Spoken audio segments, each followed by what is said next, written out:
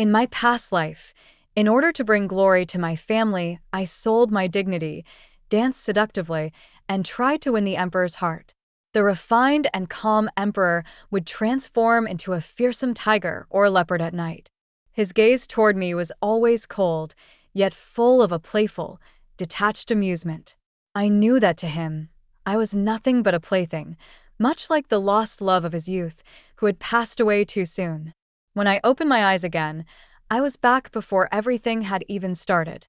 This time, I planned to go to the frontier with the boy I hold in my heart, to roam the vast grasslands with abandon.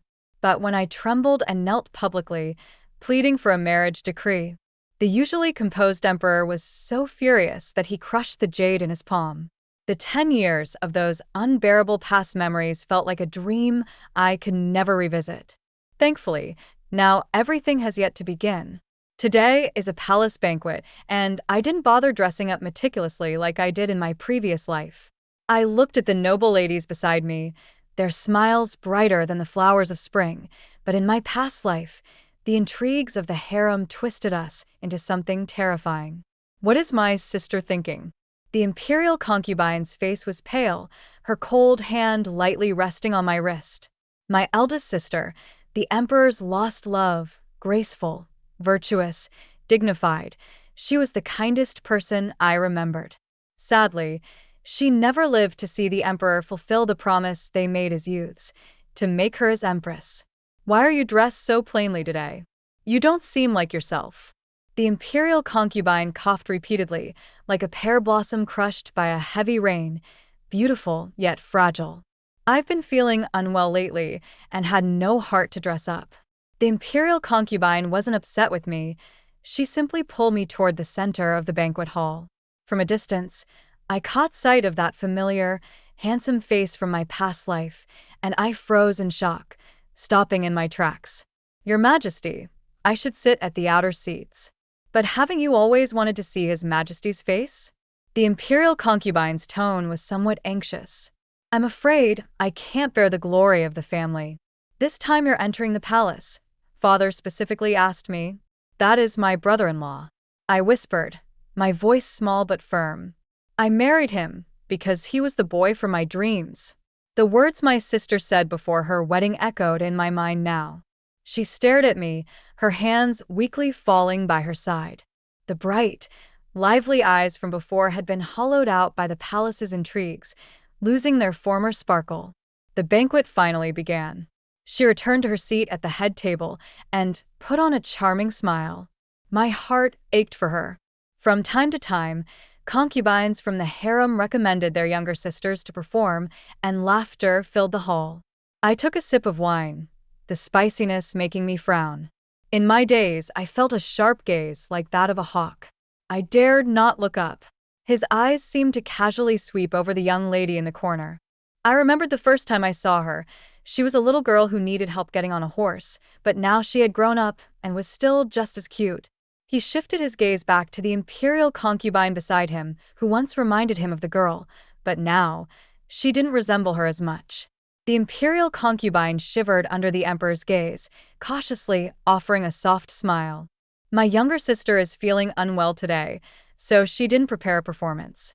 Oh, The emperor's gentle smile didn't fade, his deep, dark eyes narrow like ink as he lazily scanned the girl in the corner. Feeling the emperor's gaze pass over me, I couldn't help but shiver. Fortunately, it was just a fleeting moment. The banquet ended amidst the noise, and I stayed behind to chat with my sister. After I spoke that one sentence before the banquet, her gaze toward me was filled with conflict. She almost spoke but swallowed her words, and after keeping me there for an hour, she had someone escort me back. I felt a sharp pang for my sister, and that made me even more determined not to repeat the mistakes of my past life. Miss Seven seized the opportunity. The palace maid suddenly stopped in her tracks. My thoughts snapped back, and I quickly looked around. This isn't the way out of the palace. Where am I? Instinctively, I tried to step back, but the palace maid forcefully shoved me into the garden. You've already missed your chance at the banquet. Don't disappoint the master. Before I could beg for mercy, a voice from a eunuch made my heart sink. Who is here? The emperor's personal eunuch's voice rang out behind me. This servant, Feng Yue, has accidentally entered this garden. I beg for your forgiveness, Lord. I lowered my head, extremely respectful. There's no need for you to apologize. This is His Majesty's private garden. No one may enter without invitation. Come with me to apologize to His Majesty. My heart raced, almost leaping out of my chest. Father, are you willing to sacrifice your own daughter's life just for power? Passing through pavilions and water pavilions, I caught a glimpse of the emperor, dressed in black and gold dragon robes, engaged in a chess match with himself in the center of the lake pavilion. I knelt respectfully, and before I could speak my pleas, a maid helped me up. Your sister is very good at chess. I wonder how you play. The emperor's voice was as gentle as cool spring water, his eyes carrying a faint smile, amiable and polite. Dog Emperor. My sister is still here, and you want to make me her substitute? I'm not skilled at chess, afraid of ruining His Majesty's enjoyment. I trembled and answered with my head lowered. No problem. With the maid's strong assistance, I was pulled to sit opposite the emperor. He glanced at me, and I immediately lowered my head, too afraid to meet his gaze. The emperor looked at my flushed face, and for a moment, his mood seemed to improve. He reached out and began to rearrange the chess pieces on the board. I saw his long fingers moving on the board and immediately realized I had awkwardly started cleaning up the pieces like a dog servant. But in doing so, I accidentally brushed my fingers against the person opposite me. I froze and was about to kneel, but then I felt his gaze sharpen. Are you afraid of me? Your Majesty is a wise ruler. This servant only respects you. Never fear. I instinctively flattered him with those words. He chuckled in satisfaction, his mood unreadable. A game of chess that made me sweat bullets. Speaking of which, it was that dog emperor, Xiao Xuanzi, who taught me how to play chess. In those years, he would always teach me calligraphy and chess in the late nights after meal. I think I died so early in my past life because I overworked myself and didn't sleep enough.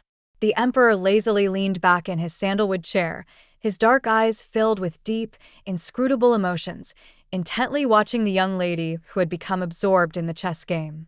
The young lady's fair face turned crimson, tiny beads of sweat clinging to her chin, causing him to swallow involuntarily. He picked up a bright yellow handkerchief, hesitating for a moment, but ultimately did not move forward. A maid stepped forward and offered the handkerchief. The young lady took it as though she were being pardoned, then placed 2 pieces on the chessboard to concede defeat. Your chess style is similar to mine, but not yet refined. No matter, I will teach you slowly. He hid the latter part of his sentence in a gentle smile. This servant is just nervous and can't even speak. Until the eunuch gestured for me to get up and leave, I still hadn't figured out how to make an excuse. Your waist looks quite good. You must be skilled at dancing. His sudden words felt like a thunderclap, and my face instantly turned pale. This servant recently recovered from a serious illness and sprained her ankle before entering the palace, so I'm afraid I can't dance for the time being. Oh. His tone lifted slightly, filled with amusement. It's been half a month, but the emperor's still haunts me in my nightmares. He wouldn't realize I was deliberately avoiding dancing, would he? No way. He's the emperor. Why would he care about me, a mere substitute? Today is the royal hunt. I didn't want to show myself again, but there is someone very important at today's hunt, the second son of the Duke of Entwined. He and I grew up together, and he had once said he would take me away. Unfortunately, in my past life, I had to let go of him for the sake of my family. Now, in this new life, I'm determined to tell him how I feel.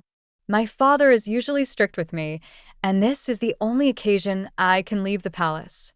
I heard that the emperor won't be attending the hunt today due to state matters, so I specially dressed up to look exceptionally bright and beautiful. Before I left, I made sure to carry the embroidered mandarin duck sachet I had made. The spring air was fragrant, and the grasslands were alive with the song of birds. I wondered what the scenery in the borderlands was like. He was wearing riding attire today. From a distance, he saw me and immediately came toward me, but stopped just half a step away. We greeted each other politely. Would you like to hunt together? His voice was filled with an unmistakable excitement. I don't know how to ride. I hesitated and shook my head. And I can't bear to see small animals die. He scratched his head in trouble. Then his eyes suddenly lit up. No worries, I'll hunt a small live rabbit for you. When you bring it back, I have a gift for you. My face turned red, and I tightened my sleeve, clutching the pouch I hadn't been able to give him in my past life. All right. His smile was bright and carefree, and he turned to mount his horse. I couldn't help but cover my flushed face, trying to stop myself from smiling too widely. Suddenly, I felt an unsettling silence around me, and a bad premonition spread in my heart. I quickly turned around and met a pair of eyes that were both smiling and yet seemed mocking. I was so startled that I immediately knelt and greeted him, holding my breath, too scared to move. What is making you so happy? The Emperor's deep voice was laced with lazy undertones, but it made my whole body tremble uncontrollably. It is a great honor to participate in the hunting event, Your Majesty. I lowered my head. The Emperor said as he passed by me with the others towards the Imperial tent. I heard that in the Imperial study today, the Duke of Angua and the Marquis of Rion got into an argument over border patrol duties. Now, His Majesty has brought both of them to the hunting grounds. It seems the Emperor wants to use the hunting event to quell their anger. I sneered silently at the words of those around me. The Dog Emperor has thrown out bait, but 2 people fighting isn't enough. He must think the current fire is not hot enough and wants to see the officials tearing each other apart like dogs fighting over profit, so he can reap the benefits. Some officials already hold private power in their positions, and he wants to move them with this. The Emperor, lounging in a soft chair in the royal tent, seemed to be listening to reports from the officials. However, his gaze drifted towards the energetic young woman in red outside the tent. She looks beautiful today, making it hard for him to take his eyes off her. The black stallion that was recently offered from the frontier would likely suit her perfectly. Once the report was over, the officials straightened up, blocking the Emperor's view. Lord Song, complaining about your hardships without completing your task only proves your incompetence. His tone was calm, but it sent the official into a trembling kneel. I am unworthy, Your Majesty. Song Shirlong's voice quivered.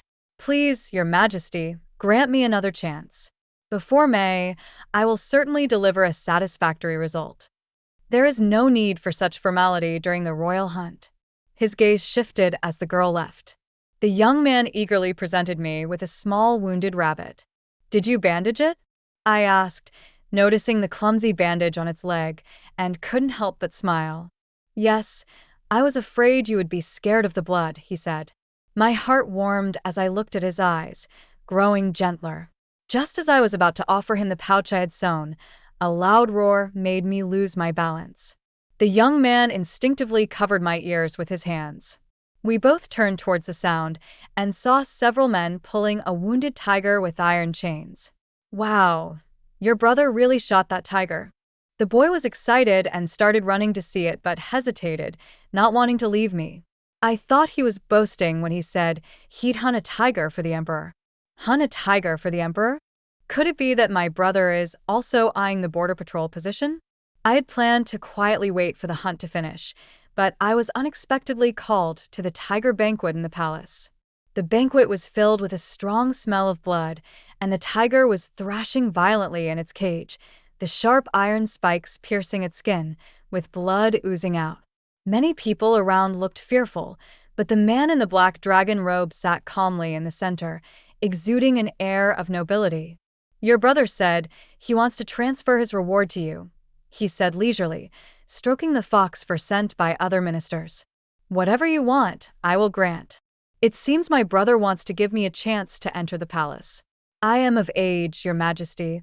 I controlled my emotions, trying not to let my voice tremble.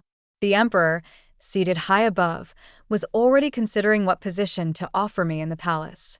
I wished to ask the Emperor to find me a suitable person to marry. I knelt and bowed deeply, my tone respectful and sincere. If I directly requested the Emperor's permission to marry the Duke of Angua's second son, It might arouse suspicion about a secret alliance between the two families. It's better to drop a hint first, and once the emperor agrees, the second son of the duke can then recommend himself. The long silence around me made my heart feel as cold as an ice cellar. Why was there no response? A tiger's roar shattered the stillness. What is the purpose of sending an untamed beast here? His voice remained noble and calm, but his gaze darkened, his handsome features carrying a chilling coldness. Everyone around me knelt in fear, begging to tame the beast in the cage. The emperor, no longer wanting to watch this farce, stood up to leave, but as he passed by me, he slightly turned his head, his gaze unfriendly. "Come here." I obediently followed him up to the high platform. The tiger's cage had been broken, but the tiger's fate was not good. Countless desperate people attacked it with knives, hoping to gain the emperor's favor. What should be done with a pet that cannot be tamed? His tone was slow, but it carried an undeniable commanding aura. Perhaps it should be set free? I dared to observe the emperor's expression, his aura cold as the deep sea on a winter night, calm enough to make people feel fear. All things in this world belong to His Majesty. Whatever you decide, Your Majesty. I quickly changed the subject. A eunuch handed me a long bow. "Then kill it for me," the emperor ordered. I trembled, hesitating for a moment while holding the bow. "I can't shoot." Suddenly, I was pulled into a chest filled with the scent of ambergris. The emperor's arm wrapped around me, and I immediately stiffened, scared, not daring to get too close to the person behind me. "I will teach you." He took the bow, and his hand brushed across my hand unintentionally. I shivered, feeling like a small beast trapped in the gaze of a wolf. The breeze lifted my hair, brushing against his throat. "Is it patchouli or rock orchid?" Her scent lingered at his nose. A chill ran down my spine. I felt as though I had lost my senses. I wanted to close my eyes and shoot the arrow carelessly, but I heard the emperor's gentle voice. "Seize the opportunity one give you." I gritted my teeth and opened my eyes, but when I met the tiger's gaze, my heart skipped a beat. The tiger, beaten by the crowd, stared at me hopelessly. I thought back to my former self in the harem. Was I not just like this captive tiger? The arrow was suddenly released, and the strong force propelled me backward toward the emperor. The arrow struck the tiger's heart. Seeing the imperial seal on the arrow, everyone fell to their knees in fear. The current emperor seemed gentle as the clear wind and moon, but everyone knew he rose to power by stepping over the blood and corpses of his own brothers. When he first ascended the throne, the powerful eunuchs and corrupt ministers controlled the court. The emperor feigned foolishness to win people's hearts, then personally led a bloodbath to wipe out the treacherous families. The sounds of executions echoed in the distance. After many years, the emperor once again wielded a bow. Everyone felt a cold shiver down their necks. I stared at the tiger, which fell with a loud thud, and my heart ached as though it would tear apart. "You're distracted." His tone rose slightly, carrying an edge. I don't know where I found the courage, but I turned my head, meeting his gaze with tears in my eyes. In this life and the previous one, I had always looked down to him. But now, for the first time, I looked him in the eye. His eyes were as deep as the sea, and his slender phoenix eyes held a hint of tenderness. "I don't blame you." His voice softened, as if he feared frightening me. "But I blame you." My words of disrespect were drowned in my flowing tears. The intense fear drained all strength from my body, and I collapsed. The emperor picked up my unconscious form, holding me as if I weighed nothing. "So fragile. If the Fong family doesn't take good care of you, I'll take you into the palace and raise you myself." A eunuch picked up the fallen sachet and respectfully presented it. 3 days ago, the incident with the tiger felt like a dream. Mother said I was sent back by the eunuchs, and there was a gleam of excitement in her eyes. My body had just recovered, and Father sent me to the ancestral hall to kneel and accept punishment. Father hated that I had asked for a marriage grant in public, disrupting his plans, and suspected that I might have gained favor from the emperor. The blows were heavy on my waist, but I didn't cry out in pain as I had before. Instead, I stared at the mural of the grasslands with wild horses on the wall of the ancestral hall. How wonderful it would be if I could enter that painting. Slowly, I stretched out my hand, as if I could already feel the wind of freedom. The book said that the grasslands were an endless sea made up of grass, but I had never seen the sea, nor had I even seen a large river. I endured the punishment without crying or making a fuss, without eating or drinking. Mother became so anxious that a few more strands of her hair turned white. It was already March, and the flowers in the yard had bloomed. The servant boy entered and brought me this year's new silks and satins. "Take it away." I leaned beside the bed, holding the sickly white rabbit. "Do you want to take the new Fusheng egg pancakes from Shangyuan Tower as well?" The boy's voice was cheerful. "And Shiwan?" I instinctively looked around in fear. "Huh. How did you sneak in here?" "I came to see if my rabbit is hungry." He proudly presented me with steaming pastries. I carefully tucked them into my arms, afraid they would cool down. I hesitated with my hand still in the air, staring at the pure, passionate young man in front of me. Finally, I decided to tell the truth. "My family wants to send me to the palace. Do you care whether I want to or not?" His gaze was unwavering. "I don't want to. I want to go with you to the borderlands." His face instantly flushed red, embarrassed as he lowered his head. "If you really have the courage, I have a way to make sure I fail to enter the palace." I quickly ran to the dressing box and took out a slip of paper. "Qintian Bureau?" And Shiwan looked at me in disbelief. "Because of your 8 characters being rejected by the royal family, your fate will be worse than my cousin, who was sent to a nunnery. Only in that way can my family possibly let me go." I gazed at him with a glimmer of hope. "You?" And Shiwan's eyes held a trace of sadness. "Yue, you're not following me because you like me, but because you want freedom, right?" I froze for a moment, clutching the rabbit in my arms a little tighter. I couldn't answer because what he said was the truth. Whether in this life or the previous one, I followed him not for love but for a free and unrestrained life, for a magnificent world. "I'll help you." And Shiwan lifted his gaze painfully. "I don't want you to be like my cousin, who had a life full of potential but was trapped by worldly conventions and royal power. Life is short, like a fleeting moment. If there's something you want to do, just do it." I waited at home for 3 days, but instead of receiving the Qintian Bureau's message about my unlucky fate, I received an imperial edict to enter the palace and attend to my older sister, who had fallen seriously ill. My older sister's illness was just like in the previous life. She was now lying on the bed, her pale face devoid of color, and her hollow eyes showed no hope. Why hasn't he come to see me yet? Today is the first day of the month, and His Majesty must accompany the Empress. I held the medicine, intending to feed her. He promised he would come to see me today. She crazily climbed out of bed, her disheveled hair spilling out, and tried to run outside. "Your Majesty." I rushed to follow her, holding onto her cloak. She ignored me and pushed past the palace maids in Fingy Hall. The guards didn't dare stop her.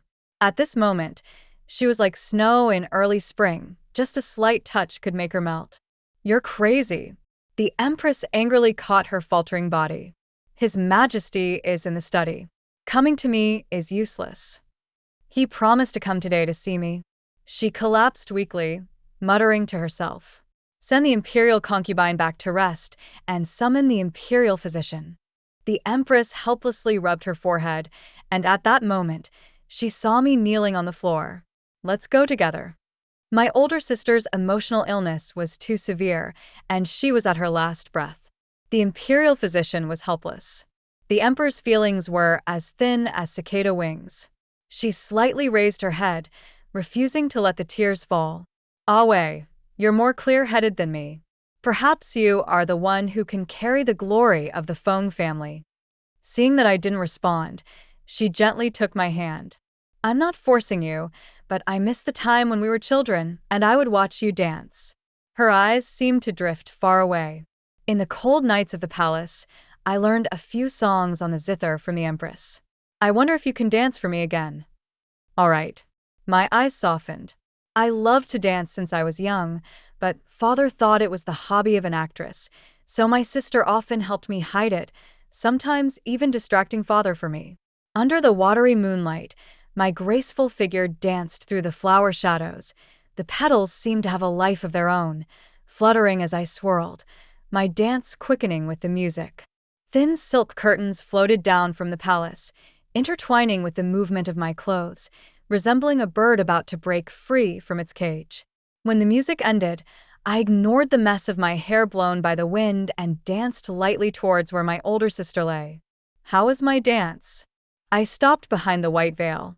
A figure was vaguely seen behind the white veil, and I suddenly realized this figure was a full head taller than my older sister. Very good. The long fingers with distinct knuckles gently lifted the white veil. I looked at the handsome face behind the veil, and the smile on his face froze. I instinctively wanted to step back, but tripped and twisted my ankle. The emperor quickly grabbed my wrist and helped me steady myself. Don't be afraid. His tone was gentle, as though he was in a good mood. Did His Majesty come to see my sister? I didn't dare pull my hand back, standing up straight, keeping my distance from him. His handsome face remained cold, but the pressure on my hand subtly tightened. The dance was beautiful. I want to reward you. In the vast horse racing field, the emperor's back looked tall and cold. He slowly turned to the side, and the coldness around him dissipated as the smile in his eyes softened. He gazed at me, who had changed into red riding clothes, with satisfaction. Your Majesty, I don't know how to ride a horse. My voice was shy, but it lifted the emperor's mood. No matter. A black steed was led to my side. Such a fierce horse, if I ride it, I'll probably fall to my death. I clumsily tried to climb on, but the fierce horse tossed me off. A man behind me, seemingly expecting it, caught me firmly. Your Majesty. I shivered in fear. I'd rather fall off the horse. The emperor gave the black horse a look, and instantly it became incredibly docile, kneeling gracefully. This time, I mounted with ease, and the horse carried me around the field, running in circles. But its speed was too fast, and I was still a little scared. The black steed slowed to a stop in front of the emperor. His gaze swept over the rider, the sweat now soaking my riding outfit, outlining my figure. He suppressed the possessiveness that surged in his heart. With elegance, he held my ankle, feeling the shudder in my body. A wicked smile crept up on his lips as he tied a bell around my ankle. This bell will help you tame the black horse. Thank you, Your Majesty. My hand, gripping the reins, was drenched in sweat. Do you like the gift I prepared for your wedding? He asked. Wedding? I was taken aback, my eyes filled with suspicion. You asked me to grant your marriage. The emperor raised his eyes and glanced at the eunuch beside him. The eunuch immediately bowed and presented a sachet. This horse will take you to your beloved. Freedom came so suddenly, and I was so happy, I almost wanted to dismount. But the emperor held onto my ankle. Thank you, Your Majesty. The emperor looked at me, smiling like a spring blossom in March, his smile carrying a meaningful undertone. Still not leaving? My patience is limited. He stood with his hands behind his back, watching my figure as I rode off. His presence was as noble as pine and bamboo after snow, but his gaze betrayed an unmistakable longing. Just as the emperor predicted, a bird released and then recaptured is much more settled. The eunuch, holding a golden cage, couldn't help but express his delight. This bird, wounded in the wild, is now very attached. The emperor withdrew his gaze from the departing figure and gently stroked the bird. The game had begun. At home, I found Wan and gave him the sachet. We agreed that after the storm passed, he would come to my family to propose, and we would go to the borderlands together. But I had forgotten about the trap set by the Imperial Astronomical Bureau. Father, furious, locked me at home and said he would send me to the countryside. What a sin! Why is your fate so bad? Mother, with tears streaming down her face, stuffed a travel bag into my arms. Now the city says you're a star-crossed child, that your sister's illness was caused by you, and if you live any longer, you will curse His Majesty. What? The Imperial Astronomical Bureau was just adding drama. I only bribed them to say that I wasn't fit for the royal family. Hurry, your father wants you to commit suicide. Mother's voice was panicked. I've already informed that boy from the family. You've been childhood sweethearts. Surely he'll take care of you for the rest of your life. The empty stable was left with only the horse that the emperor had sent me to meet my beloved. Without hesitation, I mounted the horse. But when I arrived at the place Mother mentioned, there was no one there. In the dense forest, I was alone, looking anxiously around. If you don't come, I will set out on my own to see the mountains, rivers, and seas. I waited from dawn to dusk, and as the sky drizzled, I still didn't want to leave, wondering if he might actually come. Suddenly, the black steed under me went wild and galloped through the forest. The wind rose suddenly, the trees rustling. Stop. My cloak was blown up, and my long hair whipped around, torn and sorrowful. Not far ahead, the black dragon flag filled my heart with despair. Xiao Xuanzi, today dressed in a black cloak, even in casual clothes, couldn't hide the overwhelming aura of an emperor. His dark eyes looked at me gently, as deep as if they could see right through my heart. The eunuch helped me to him, and he removed his cloak, wrapping me up in it without giving me a chance to refuse. This cloak, though warm, was an inescapable prison. I'm now known as the Star-Crossed Child, and I fear I'll bring calamity to His Majesty. For the sake of my dream of wandering the world, I decided to struggle once more. You really think there's something in this capital that I don't know about? His eyes were dark, and his smile concealed something. Had enough fun? My patience is very limited. My face turned pale, and my fingers, hidden in the cloak, dug into my flesh. The game is over. Those words, like the ghostly sound of hell, severed all my dreams of freedom. He pulled my hand from the cloak and placed the sachet in my palm. What happened to Enshiwan? I was scared and looked up, daring to meet the emperor's deep, ink-black eyes. I don't like this pattern. I'll embroider a new one for His Majesty. I trembled as I tightened my grip on the sachet. Keep it well. It's our token. If anyone else finds it, they might lose their life. Xiao Xuanzi was telling himself that if the sachet was for him, the person would be fine, but if it was for someone else, that person would die. Out of the corner of my eye, I glanced at the black horse in the rain. It was then I realized, from that horse on, I had fallen into the trap he had set for me. A month ago, he personally sent me back to my family. I looked back to see the emperor on horseback in front of the family gate. My entire family was kneeling neatly on the ground, and the wind and rain lifted his clothes, making it impossible to look away. On our wedding day, I want to see the newly embroidered sachet. I had caused such a commotion, but in the end, I ended up marrying 2 months earlier than in my past life. The officials from the Ministry of Astronomy submitted a report. The emperor gently asked them, "Is the conclusion from divining her birth date any different from witchcraft?"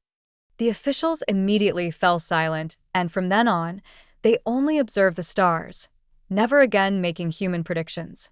Because my eldest sister's health had suddenly worsened, on the day of the wedding, I was first taken by the empress to meet my sister. The empress looked at me gently, as if gazing at someone else. You are her perfect substitute. I had heard these words in my past life too, but hearing them again now, I sensed a different meaning. Clearly, my sister had once used this woman to get close to the emperor, but now she still took care of her without any resentment. In a daze, I understood. He is truly heartless. My sister gently stroked my face. The king's love is fleeting. The harem is too cold. I can hardly bear it. The empress gently draped a thick blanket over her. Yao Yin, sister. My eldest sister grasped the empress's hand. We knew each other when we were young. We were close friends before entering the palace. I've fought with you for half my life over the position, and now, at the end of my life, you're the only one I can entrust this to. I will take good care of her. The empress's eyes glistened with tears. She seemed to sense something and slowly stood up, walking past everyone to her chessboard. On the chessboard lay a game she couldn't solve in her youth. Time seemed to return to many years ago. My younger sister danced gracefully in the courtyard, while she played with the chess pieces under the pear blossom tree. On the side, there was an invitation from Yao Yin to listen to a new song in the peach forest. "Tell Yao Yin that the weather is bad. Let's do it another day." She lowered her head, returning to her game. "The prince is waiting for me to solve this game. Sister, come quickly, see how well I've learned this dance." My younger sister's voice echoed, calling to her. "The weather was beautiful that day, and your dance was beautiful too." She looked away from the chessboard and slowly turned her head to look at the two behind her. "I really want to see it one more time." My eldest sister's body fluttered like a butterfly with broken wings, falling toward the chessboard, scattering black and white pieces everywhere. In the 12th year of Zhenyuan, the noble concubine Ing passed away at the age of _____. The empress requested permission for her sister to keep the mourning period for 3 months as a concubine, but this was denied. The next day, her sister was made an imperial consort and moved to the Rue Fu Hall. I knelt in front of the coffin, dazed, unable to understand why my eldest sister, the emperor's unforgotten white moonlight in my past life, was treated this way. The empress stood straight, then suddenly turned around and looked at me with complex eyes. The surroundings suddenly became quiet, and everyone knelt. I also knelt with them. My request to keep mourning was rejected. Now, as a concubine, to have been here for so long was disrespectful to the emperor. The servants withdrew like water, and the vast palace hall was left with only the 3 of us. "I thought the emperor would never come," the empress said, her tone full of suppressed anger. In my memories of the past life, the empress had a cold personality, as if nothing in this world mattered to her. "State affairs are busy," he replied softly but with impatience. In the past, the emperor loved playing chess with the noble concubine, sometimes playing for 10 days straight. But now that I think about it, it's been over 3 years since he's played a game with her.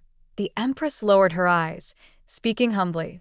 Before she passed, she kept thinking about that unsolved game. Could the emperor please finish it? "She was the first person to win against me," he said, his voice clear, tinged with tenderness, exuding the pride of an emperor.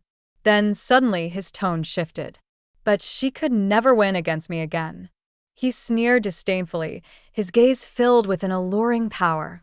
"The game that trapped her is too simple for me. It's not worth wasting time on." The empress stood frozen, as if struck by lightning. He turned toward me and reached out his hand. I was at a loss. "Are you trying to avoid me?" His joke-like words scared me, and I trembled before immediately grasping his hand. If the emperor truly lost interest in the noble concubine, why would he still find a substitute for her? The empress asked in agitation, voicing the question that had troubled me. "A substitute." He seemed to find it amusing, and suddenly his smile vanished, his gaze turning cold. "If anyone were to be a substitute, it would be noble concubining." I silently followed behind the emperor, not knowing where he intended to lead me. "You could run and jump before you entered the palace, but after entering, you've been constantly unwell." The emperor suddenly stopped, and I nearly bumped into his broad back. "My body is truly unwell. It's not that I'm avoiding His Majesty," I said, trying to kneel, but he gently stopped me. "How could I not believe you?" His black eyes held a smile, warm like the sun, and his voice was gentle, making me want to draw closer. "I've specially found a good medicine for you." The black dragon-patterned curtains were drawn open. Below the high platform, a group of heavily armored guards was forcing a bloodied young man forward. "Shiwan." The young man lifted his head with difficulty and looked at me, who was clothed in fine robes but overshadowed by the emperor's presence. He forced a smile, signaling for me not to worry. "The beloved consort will personally kill him to obtain the medicine," the emperor said, his voice the gentlest, as he placed a longbow in my hand. "Do you still remember how to use this, the way I taught you last time?" "Your Majesty, I have nothing to do with him. I am willing to die to make my intentions clear." I trembled as I pushed the bow away and cried, kneeling to hold onto the emperor's leg. "I never doubted you, my love." He refused to let go of me, pulling me into his arms and restraining me tightly. "You always talk about dying. It hurts my heart." His words, laced with a hint of coquettishness, frightened me almost to madness. Looking at the arrow on the bowstring, I instinctively grabbed the arrow. The moment the arrow was released, the force cut through my palm. The arrow grazed Xiuan's hair. "My illness is cured." I forced myself to calm down. "I'm really better, Your Majesty. Let's return to the palace." The emperor reached out and gently wiped away my tears.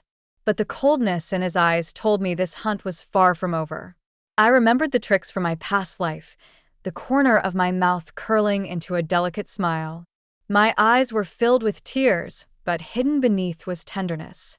I gently reached for his belt. "Your Majesty, let's return to the palace." The coldness in his eyes slowly dissipated, and he seemed pleased with my efforts to please him. He picked me up in his arms. The intense fear gradually faded, but I couldn't hold on and fainted in the emperor's embrace. The emperor frowned in displeasure and looked at the eunuch beside him. "Have you fainted again because of me?" He gently placed the unconscious girl on the bed, his gaze stopping at her injured hands. "Bring the medicine kit. Consort Shen has been eating poorly lately, perhaps because of that." The eunuch obediently opened the medicine kit. "So timid, not like when you were young." He gently treated the wound. "I will teach you well, so you won't fear anyone in this world." When I woke up again, it was already deep into the night. The maid by my side informed me that the emperor was bathing and that my medicine was still waiting for me at the high platform below. I will never live a free life, but I don't want him, someone who should be soaring across the world, to have his wings clipped here. I stepped slowly into the inner room. The emperor had already finished his bath. He wore a moon-white dragon-patterned robe, the large collar slightly open, revealing the beautiful lines of his muscles underneath. He was reclining on the concubine couch, with many memorials scattered before him. There were droplets of water in his hair, and one droplet slid down his handsome face, stopping at his chin before falling. I gently caught the droplet, preventing it from wetting the memorials. His eyes swept over the bandaged hand I had, and then he looked up, curling his lips at me. "The night is deep. Why tire yourself like this, Your Majesty?" I held the memorial, but I could feel the strength from the person on the other end of the paper, pulling me into his embrace. "Your smile is too fake." "It displeases me," he said. The emperor once loved my sister, and perhaps he loved any one of the 3,000 beauties in his harem. But now he favors me. Who will he love tomorrow? I feigned a coquettish tone, saying what I truly wanted to say. Throughout history, emperors have been cold-hearted. They can't even remember the names of their 3,000 beauties, yet they expect each beauty to be sincere. "Love." He suddenly laughed, his long phoenix eyes gleaming with amusement. "The harem is nothing more than a game to me." "A game?" I froze for a moment. The ministers continually send people into the palace. They think that if they gain favor, their careers will thrive. It's laughable. He put down the memorial. "I only promote capable ministers, watching them enter my game, struggle against each other, and believe they can win. That feeling is too interesting." He gently wiped my nose, waking me from my stupor. I stepped on blood to reach this position. I will never be swayed by love, and I won't be threatened by the power of the court officials. What then does Your Majesty truly care about? I thought, realizing that what my father and the others cherished was nothing but a game in the emperor's eyes. He pointed to the memorials on the table. Whether the common people live in peace, whether there are starving people, whether there are foreign enemies threatening the borders, issues of people's livelihoods and national defense. A prosperous country and peaceful citizens is the pursuit of every emperor. His gaze was scorching, not hiding the ambition of a ruler. "If I took from you what you care about, would it hurt?" The candlelight reflected off Xiao Xian's nose. I gathered my courage and lightly kissed the tip of his nose, wanting to get close but also too afraid. He clasped the back of my neck with one hand. At that moment, all warmth disappeared, and he roughly pressed me down onto the concubine couch, deepening the kiss. At that moment, the curtains in the hall flew up, hiding the room in an air of intimacy. Time passed quickly, and half a year had gone by in the blink of an eye. Since entering the palace, I have received the emperor's special favor. There have been rumors in the court that I am a demon concubine. I wanted to stir up the court, but unfortunately, Xiao Xiansu is a good emperor. He taught me to read memorials and discuss policies, but he would not allow me to meddle in court affairs. Recently, the queen's father, the Duke of Estate, has been a bit restless. Xiao Xiansu is too busy with estate affairs to care about me. Taking advantage of the absence of others, I opened the letter sent from afar by the window. There were no words in the letter, only a beautiful landscape from the borderlands. I raised my gaze to the bright moon in the sky, the moonlight pouring over me. Watching the same moon with you is another form of meeting. In Xiwan, in the distant place I can't see, will you help me enjoy all that beauty? Fool. The queen's furious voice sounded from behind me. I was so frightened that I immediately tried to hide the painting, staring in confusion at the queen, who was dressed in night clothing. Why are you dressed like this? Do you really think the emperor would let him go? She snatched the painting from my hand. And Xiwan committed suicide in prison 5 months ago. No, it can't be. I pointed at the painting in her hand. I received a letter from him half a month ago. In this palace, no rumors escape the eyes of the imperial guards. Do you think you can get information from the outside by bribing a maid? She pulled out a piece of gauze embroidered with the character N. That gauze was the one he used to bandage the little rabbit back then. The prison guard said that he had been holding this gauze, muttering to himself. The queen stepped forward, gripping the wrist of the person in front of her. He said that even if he couldn't take you with him, he didn't want to be the shackle that bound you. He lied to me. My body trembled involuntarily. Xiao Xiansu, that bastard, lied to me. A strong wave of nausea hit me, and I slowly clenched my fist, making up my mind. There had always been rumors in the palace that you were pregnant. It seems to be true now. The queen's voice carried a hint of excitement. I won't keep this child. If the queen wants to get rid of it, feel free to do so. I took the hairpin from my head and handed it to her. The queen is a noblewoman from a prominent family. Please be quick. I'm afraid it will hurt. We'll keep this child. The queen gently held my hand. We'll use this hairpin after some time. I looked at the queen in confusion, and in her eyes, I saw a shocking conspiracy. The night after that, news of my pregnancy spread throughout the entire palace. This was the first child of His Majesty in his 14 years on the throne. I went from being the demonic concubine to being called a lucky star by the people. After finishing his duties, His Majesty would come and spend time with me. Looking at his dog-like face, I couldn't help but think of his future downfall, finishing 3 bowls of rice in one go. Due to the pregnancy, I no longer had to study late at night. I would sleep early, wake up early, have 3 full meals a day, and take walks to exercise. My strength had greatly improved. My belly grew larger, and my temper grew more irritable. Get out. No one is allowed to approach the inner palace without my permission. I furiously smashed objects on the table. Your temper is getting worse, the emperor said slowly as he walked in, his tone full of affection. His Majesty usually comes to accompany me in the morning, but today you only came at midnight. It seems I have lost favor. I turned away, not wanting to talk to him. Some things were delayed. He gently embraced me. I smelled the magnolia fragrance on his clothes and froze for a moment. This morning, when you had dinner with me, you weren't wearing this outfit. Did you change after meeting other concubines? I impatiently pushed him away. My clothes were soiled by a filthy dog. I didn't dare let the impurities touch my beloved concubine. He gently took off the hairpin from my head, and my long hair cascaded down. It's late. How about I coax my beloved concubine to sleep? All right. I obediently leaned into his arms. The fragrance in the room grew stronger, lulling one to sleep. While Xiao Xuanza initially wanted to listen to the baby's heartbeat by resting his head on my belly, he succumbed to sleep instead. I gritted my teeth, forcing myself to stay awake until I heard movement from outside. I suddenly sat up, checking my body and realizing there were no sharp objects. Hush! The queen's voice came from the doorway, stopping me from rising to find a weapon. Several bodyguards' bodies lay outside, blood pouring into the room. The queen's steps were light as she slowly brought a dagger closer to the soundly sleeping Xiao Xuanze. Suddenly, his eyes opened, and he grabbed her hand with ease.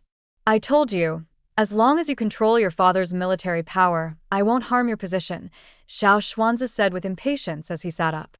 "I truly lack someone to manage the harem. Why are you seeking death? After tonight, you'll no longer have a harem. My father's army entered the city this morning." Xiao Xuanze couldn't help but smile. He snapped his fingers, and flames erupted outside the hall.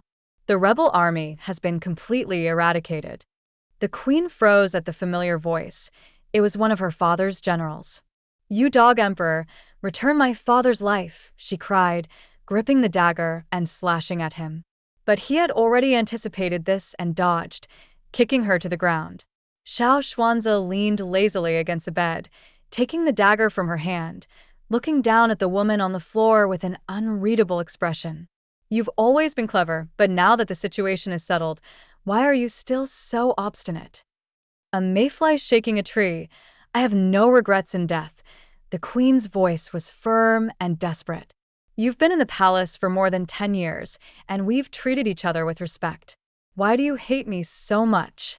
"Come closer, I'll tell you," she whispered weakly. Curious, he lowered his head, and in a flash, a hidden blade from her waist slashed at his chest, cutting his clothing and spilling blood. I caught the queen's murderous gaze and pulled down the white gauze curtains, wrapping it around the dog emperor's neck.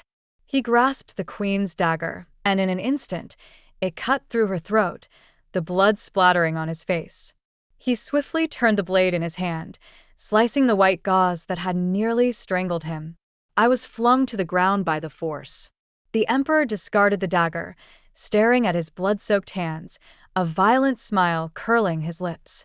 "I haven't personally killed anyone in a long time," he said, his pale skin contrasting with the blood, his movements slow but with a murderous aura that seemed to emanate from every step as he walked towards the woman on the ground. He grabbed my neck with one hand, lifting me off the ground as I struggled. "You're strong," he said, his back straight, his grip on me like a fragile bird. "One small twist could make me lose my breath." "All that food you eat, was it for dealing with me?" His voice was cold, his eyes narrow with malice. "You thought if I died, the queen would let your child take the throne?" "Xiao Xuanze, you killed my sister and Shi Yuan. Even as ghosts, we won't let you go. Ying Fei died of illness, and Shi Yuan committed suicide. Their deaths have nothing to do with me," Xiao Xuanze said, clearly uninterested. But as he looked at the girl struggling in his hand, he finally released her. "Had I known you were so attached to him, I should have made him wish he were never born. They all died because of you." The queen choked, her voice faint. "You treat the harem as your toys, but we are also human, we also have." She never finished her sentence. The harem was cold. The concubines entered with dreams, with things they wanted to do, and places they wanted to go. The vast harem was like an arena where beautiful, young girls were locked away. Their youthful hearts, full of love, faded under the emperor's cold shadow, and their dreams were shattered by the palace walls.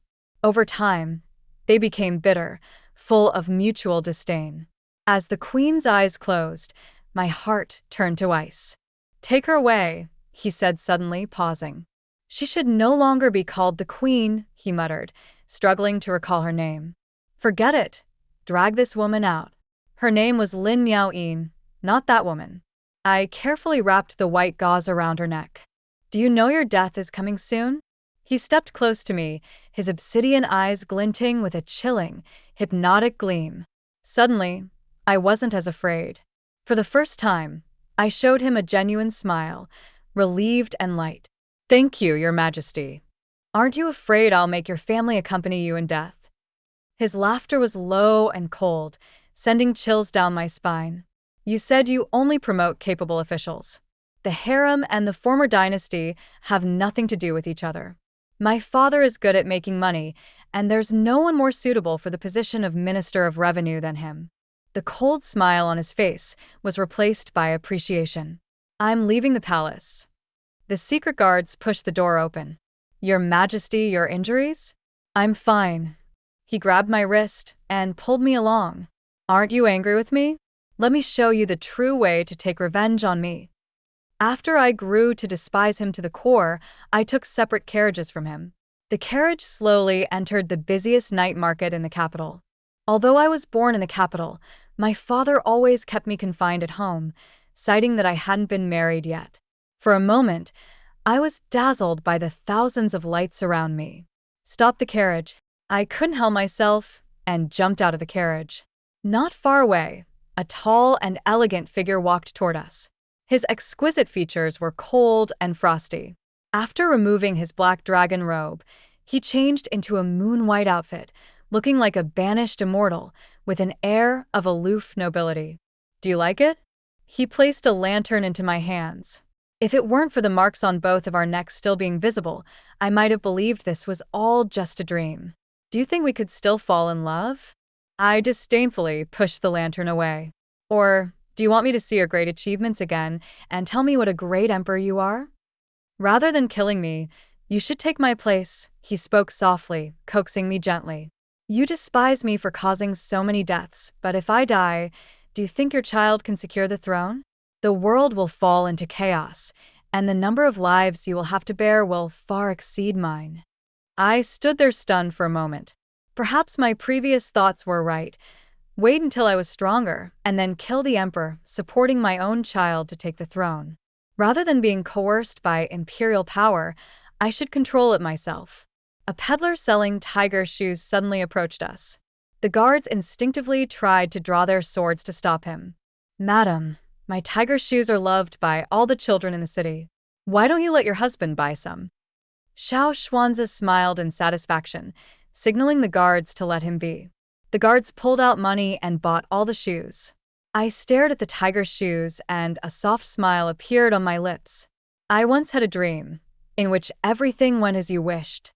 The empress didn't resist you, and even though her family was destroyed, she sat like a statue in the back palace, managing the harem for you. And what about you? He asked, his usual confident tone wavering slightly by the end. Did you like me in your dream? No. I lied deliberately, recalling the beautiful past of my previous life. In my dream, I went with the young man to the frontier. Impossible. Xiao Xuanzi laughed heartily.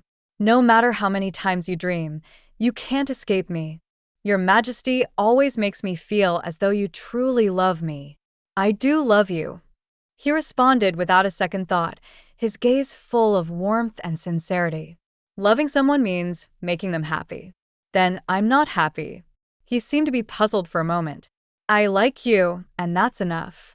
Whether you love me or not, you must stay by my side and live out this life with me.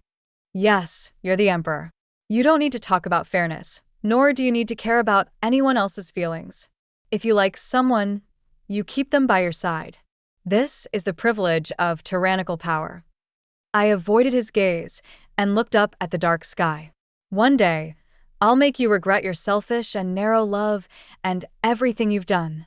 20 years passed in the blink of an eye.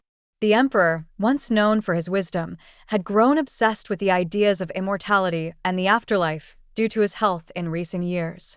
The power of the court gradually fell into my hands, and no one in the court spoke of me as the demon concubine or the lucky star.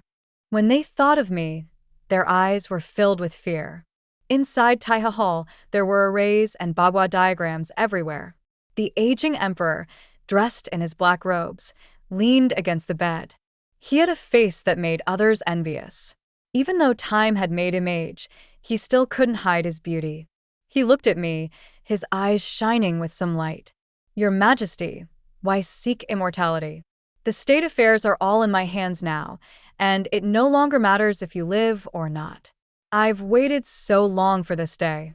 My Weiwei, you no longer have to fear anyone. He placed a bundle of talisman papers into my hands, coughing weakly. But I'm not seeking immortality.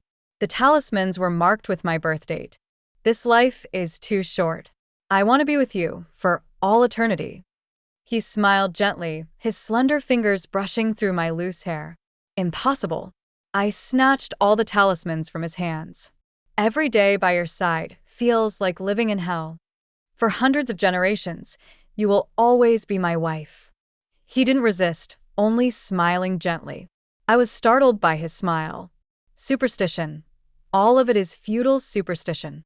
I hurriedly stood up to leave, but as I moved, he reached out, trying to touch me, but only met air. His lips curled into a bitter smile. "I told you, you can't escape." His voice, though weak, was filled with determination.